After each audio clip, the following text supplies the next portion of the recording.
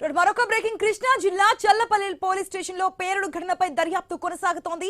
గాయాల పాలైన పోలీసులతో హోంమంత్రి అనిత ఫోన్ లో మాట్లాడారు. వారి ఆరోగ్య పరిస్థితుల గురించి తెలుసుకున్నారు. ప్రభుత్వం అండగా ఉంటుందని భరోసా ఇచ్చారు. పోలీసులకు మెరుగైన వైద్యం అందించాలని హోంమంత్రి అనిత అధికారులను ఆదేశించారు. ఇలాంటి ఘటనలు పునరావృతం కాకుండా అధికారులు తగిన జాగ్రత్తలు తీసుకోవాలని ఆమె సూచించారు.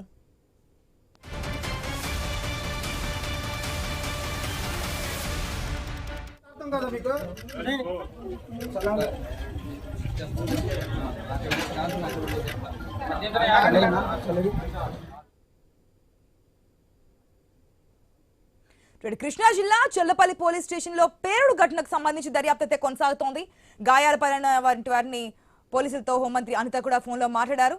వారి ఆరోగ్య పరిస్థితి గురించి కూడా తెలుసుకున్నారు. ప్రభుత్వం అండగా ఉంటుందంటూ కూడా భరోసా ఇచ్చారు. పోలీసులకు మెరుగైన వైద్యం అందించాలని హోంమంత్రి అనిత అధికారులను ఆదేశించారు. ఇలాంటి ఘటనలు మళ్లీ జరగకుండా ఉండేందుకు అధికారులు తగిన జాగ్రత్తలు తీసుకోవాలంటూ కూడా హోంమంత్రి అనిత సూచించినట్టు తెలుస్తుంది. పూర్తి అప్డేట్స్ మా ప్రతినిధి కాంతి ద్వారా తెలుసుకుందాం. కాంతి.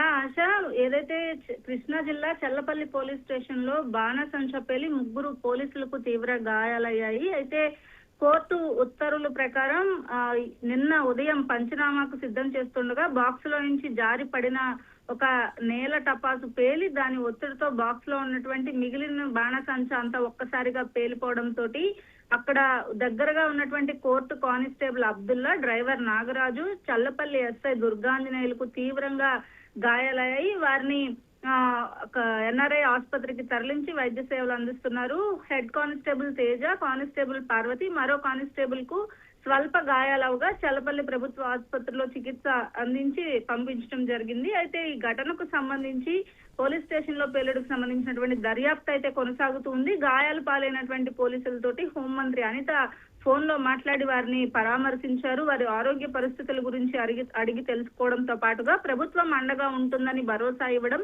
పోలీసులకు మెరుగైన వైద్యం అందించాలని కూడా ఆదేశాలు జారీ చేయడం జరిగింది. ఇటువంటివి పునరావృతం కాకుండా అధికారులు తగిన జాగ్రత్తలు తీసుకోవాలని కూడా సూచించడం జరిగింది. ఈ నేపథ్యంలో 3 కానిస్టేబుల్స్ కి, ఏదైతే కానిస్టేబుల్స్ తో పాటు ఎస్ఐకి తీవ్ర గాయాలవడంతో వారంతా కూడా ఎన్ఆర్ఐ హాస్పిటల్లో ప్రస్తుతం అయితే చికిత్స పొందుతూ ఉన్నారు. Right Kanthi, thanks for the update.